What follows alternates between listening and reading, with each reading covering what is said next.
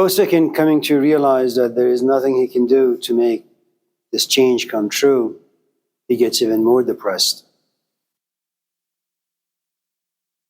For those of you in this class who have ever been depressed, sometimes you have a good day. You go for a jog, you go for a walk, you adopt a dog, you call this dog Betty. You contact your friends, you have a good day, and then you say to yourself, yes, this is the way to overcome depression and loneliness and confusion. And you allow this one day to give you this illusion that you have overcome 5, 10, 15, 20 years of habit, negative habit, that damages and impacts your life negatively. And then the following day you realize you can't get yourself out of bed. That one day, just a fluke. So Osokin looks at this magician and says, what do I need to do to change? Osokin, the magician, tells him, you can't do anything. You're young, you're stupid, you're blind. You will do whatever you can to forget.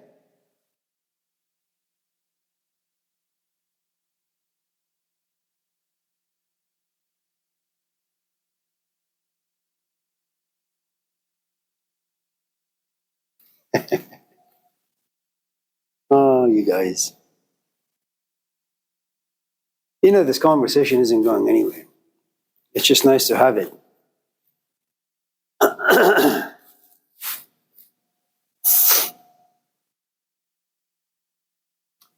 And so Osokin looks at this old man and says, okay, just tell me what I need to do and I'll do it.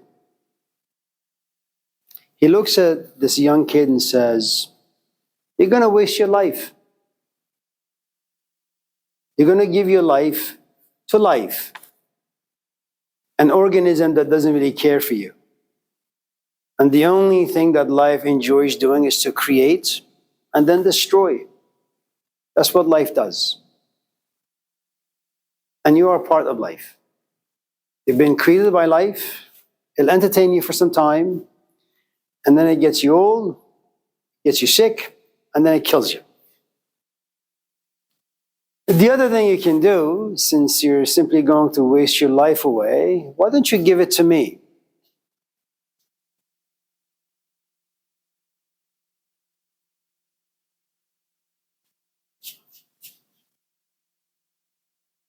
You thought this was a camera invading your privacy. I'm just kidding. Now,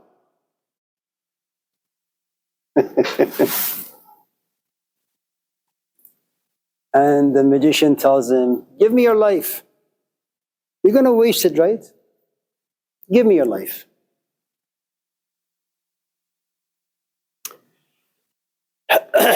One day she comes to my office and she says, I don't know what I want to do. And I ask her, have you been here before asking this question? Yes, plenty of times, she says. Do you think that it's been a waste of your life the past 25 years? Absolutely, she says.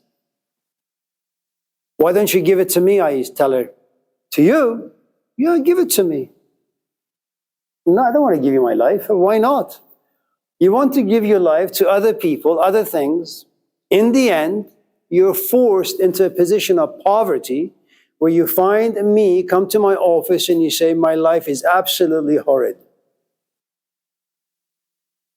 Instead of every few years coming to realize your life is empty, give it to me. I'll make it full in a way that instead of coming to my office and saying my life feels empty, you can say, you know, I'm beginning to like my life.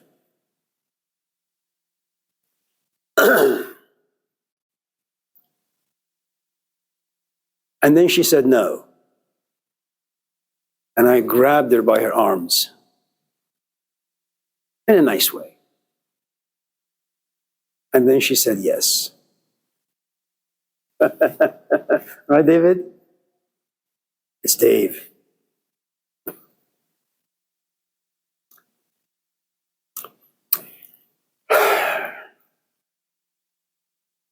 And then she came to my office every single day for 2 years. And she sat in every single of my classes for 5 years. And now she teaches. She's a professor at San Francisco State University. The problem with following a magician is that you have no idea where he's going to take you. You have no idea what he's going to do to you. You have no idea if you should trust him. It could deceive you. It could do all sorts of things to you. But that's how change comes about. As the Danish philosopher Søren Kierkegaard would say, you take a leap of faith. You may end up nowhere, or you may end up somewhere. But the only way you take this leap of faith is you don't follow your eyes and you don't follow the messages given to you by your ears of the head or the nose on your face. Your intuition has a set of ears and a set of eyes and a nose and a tongue. You have to trust someone. And the way that trust comes about is by the ears of your intuition and the eyes of your intuition and the nose of your intuition. And you smell this person.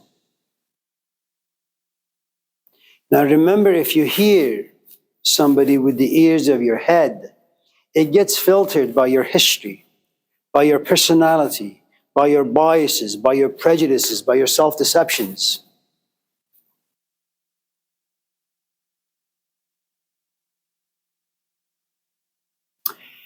But it's a big risk. And so you know what Osokin says, I need some time to think about this. And the magician says, fine, go away.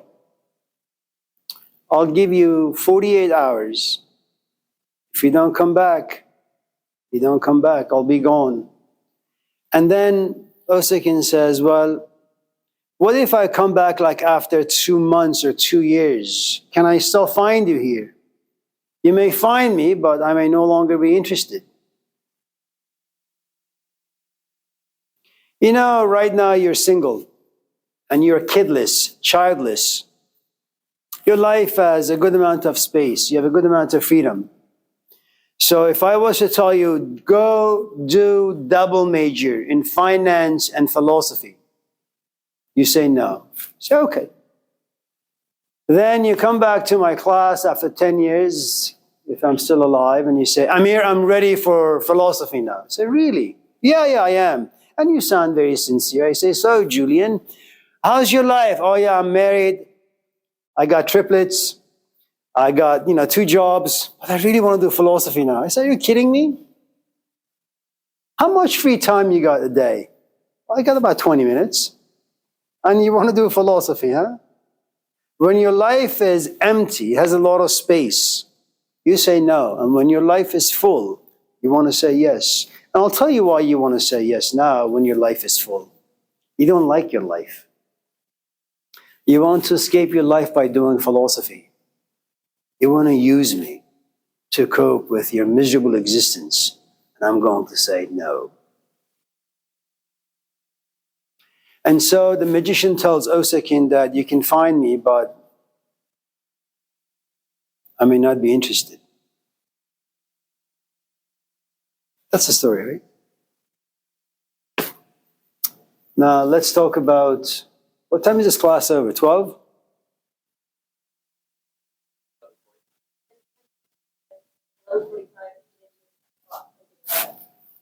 So we have what, another half hour? Yeah? I don't know. Okay.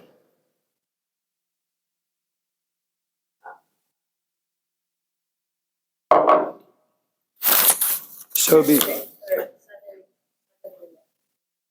what? We just got started.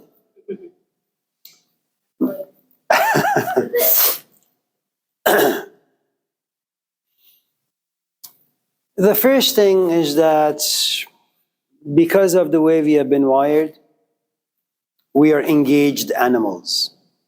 Engaged in the sense that something about us needs to always be on the move.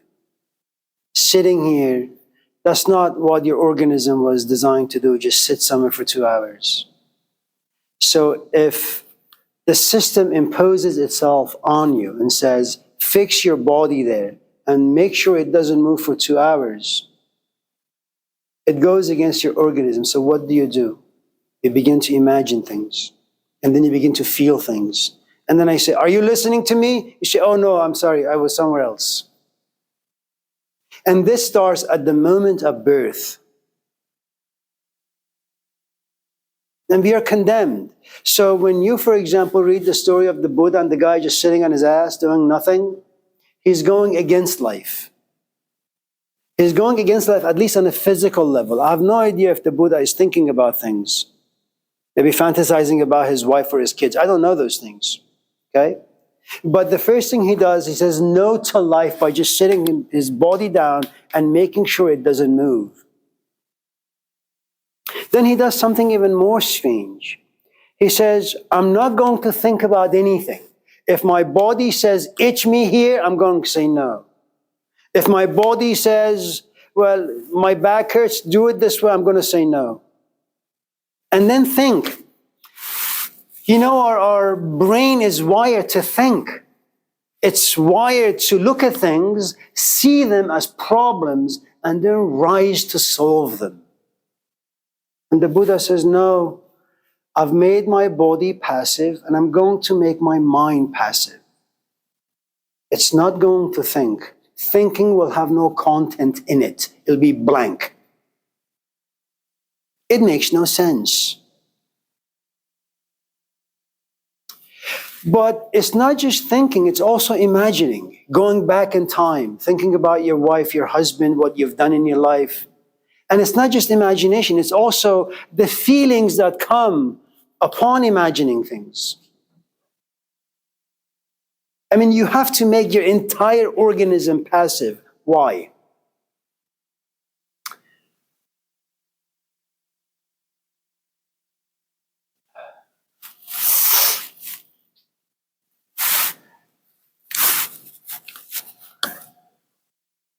I am not your enemy.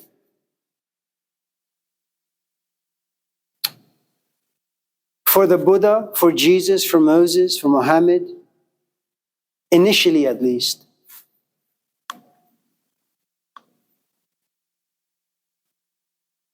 this is your body. The 5 senses, they are your enemy. Why? They invite the world inside you. The world falls into 3 categories, as Clint Eastwood would say: the good, the bad, and the ugly. You will have the good, the bad, and the ugly inside you. The good will create desires that you will want. The bad, desires about things you don't want. So you have to be political. What do I need to do to get the things I like? What do I need to do to make sure the things I don't like come to me? And what the hell do I do when ugly things come to me?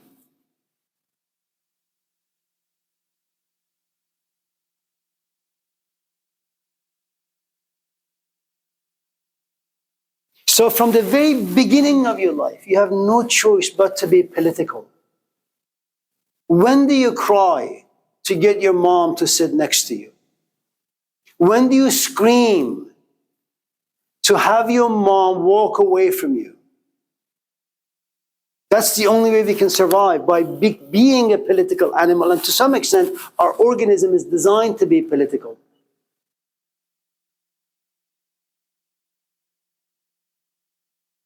Okay?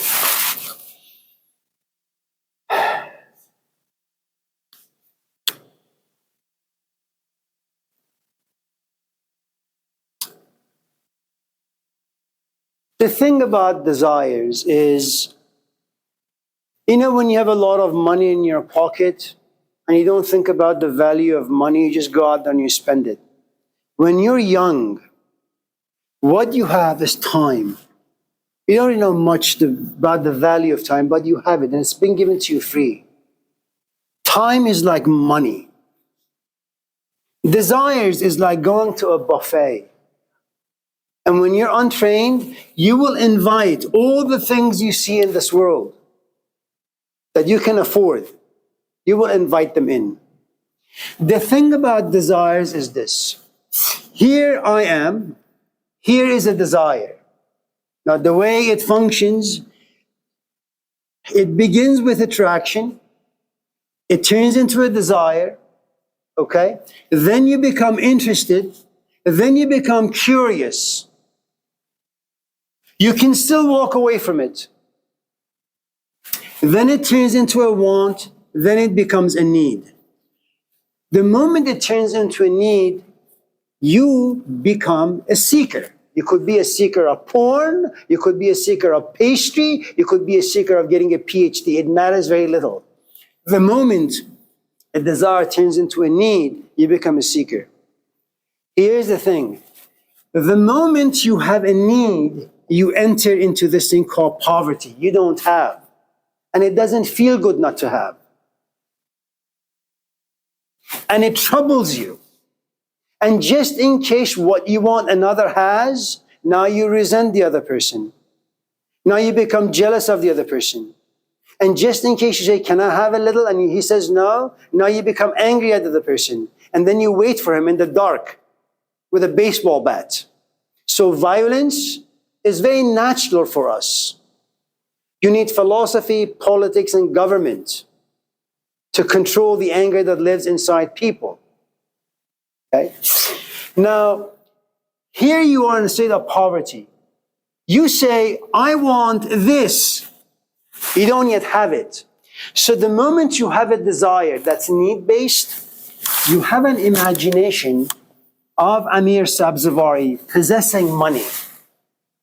So whenever you have a desire that's now evolved to a need, put you in a place of poverty, you have imagination of a person who no longer needs but has. What do you do now? You're going to become a political animal. You're going to make plans, i.e. GPS. You're going to find the GPS as to how to get there. That creates expectation. He didn't expect to just walk into class and have me harass him. But I did. What did it do to him? He became frustrated. He raises his hand and he says, I don't like what you're doing. That's how we function. Okay? Now, if you're saying, well, and remember, you have expectations, and then you say, I'm going to invest all this time, energy, and effort. What if all this effort is placed inside this, and I don't get this? So with every desire that becomes need-based, puts you in poverty, GPS is created, you move forward, but there's also a sibling that comes with it. What if I don't get it? There is fear. Now, when you're a kid, when you're young, you don't have too much of it because your frontal lobe is not yet fully developed. But when you get to be our age, now add to it, if you have had a past that has been relatively unpleasant, that you had a father, you ran to your father, he said, get out of my way. So you expected to run to your father, get a hug from him, but he pushed you away. Your expectation turned negative. And that negativity is going to be carried for the rest of your life. What if I get myself a girlfriend? I buy her flowers, I buy her a ring, I say, will you marry me? And she says, no, what the hell am I gonna do? So I walk to the jewelry, I get her a $5,000 ring, but on the side, I remember what my father did to me. A man I loved, a man I adored, a man I trusted and had faith in. He rejected me. She could do the same thing to me. And since all of us in this class have no choice but to be contaminated by the world, in other words, you put a lot of effort, you get rejected. Okay?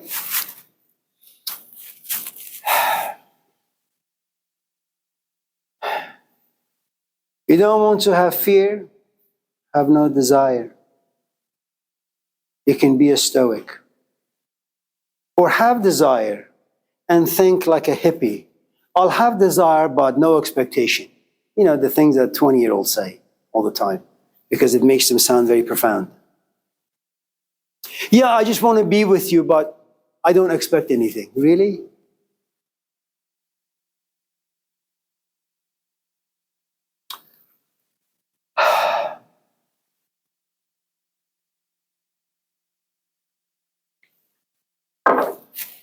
Since there is a good chance that our expectations are not going to be met, and by default, your time and money and energy will be wasted. Since this is who and what we are, and there is no way of getting around this. We have a body, we have senses, desires are created, if not in the body, certainly in the mind and imagination.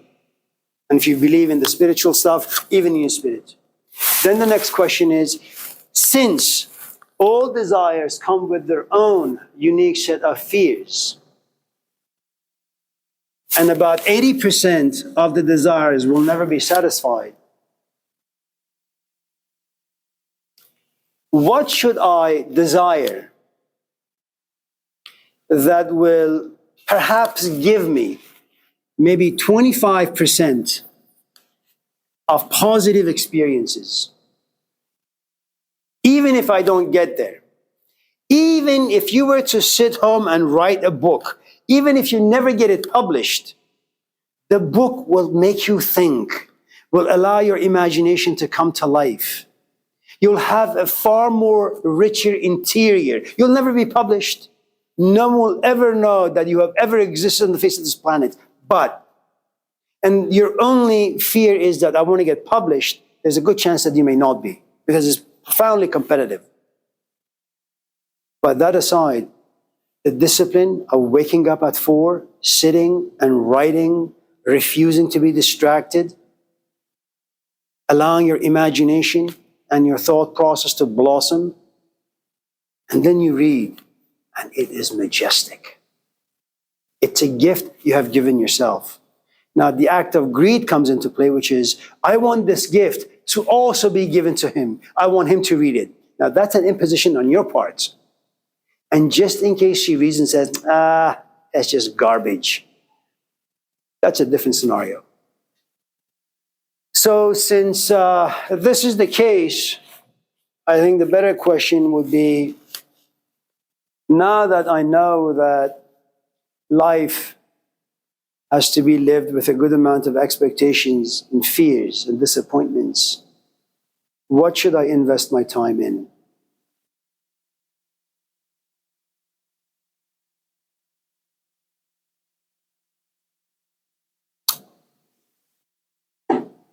Yes. You invest your time into yourself.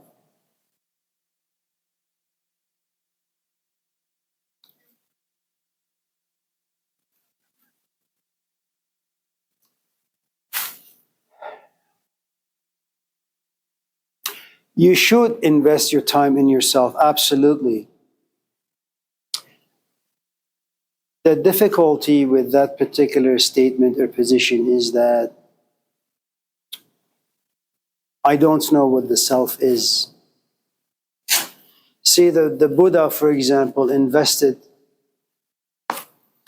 himself in a kid who wanted to just have a good time. That was a self who wanted to have a lot of pleasure. Then he invested a self into getting married. Then he invested a self into having a child. Then he invested into creating a self that enjoys being around his parents, his people, his culture. Then there came a point where he said, I don't know who I am. And it's a great question that you ask, or a statement that you made. The only problem is, as you grow intellectually, your sense of self changes. It's like at the age of 18, you say, I just want to have sex. At the age of 20, you say, I want sex, but I want commitment. At the age of 25, you say, I want sex, commitment, but I need this relationship to have meaning. I just don't want to have sex and just be committed and just goof around. I want meaning, okay? And then at the age of 30, you say, I want sex, meaning, commitment in the form of marriage. And then at the age of 35, you say, I want sex, commitment, marriage, I want children. And then if you pay attention to this, you realize, well, here is you. You just wanted sex. That's how yourself was defined. Then you want a boyfriend who is mature enough for you. Then you want a boyfriend who's willing to commit to you because he loves you and he's stable. He's your rock. He's your Jesus Christ. Then you want a guy who can be a relatively good father, a good husband, and a provider. Okay? Now, when you get to this place where you want a man who can be a good father, a good companion, who will provide for you, take care of you, you're like 35, maybe 30.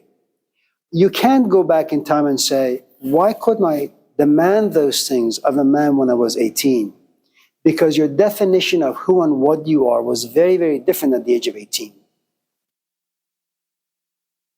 And the point is, you're always moving, shifting, changing. And as long as you're dealing with people who have no inner stability, you have no idea how they're going to be in a month from now. You can never depend on them, never trust them. And this is not like the 1920s or 30s or 40s, where people, once they say hi to you, the next step is marriage, and they're going to stay with you for life, in sickness and health. Times have changed, which means that if I like you today, it is my right to say no to you tomorrow. This is not about you, but I'll make it. You're okay? His life circumstances doesn't allow him to be here on time. But he doesn't consider, when he comes all of a sudden to class, he is disruptive, interrupts me, the flow of my thought, maybe interrupts some students and the flow of their thought. But he doesn't need to consider those things. The only thing he considers is, why am I harassing him? He doesn't consider that for the past 6, 17 weeks, he's been harassing me and my classroom and my thinking and the flow of the class. And the point I'm trying to make is our sense of self changes in time. 20 years ago, he couldn't have said that. Today he can, because the culture allows him to say those things.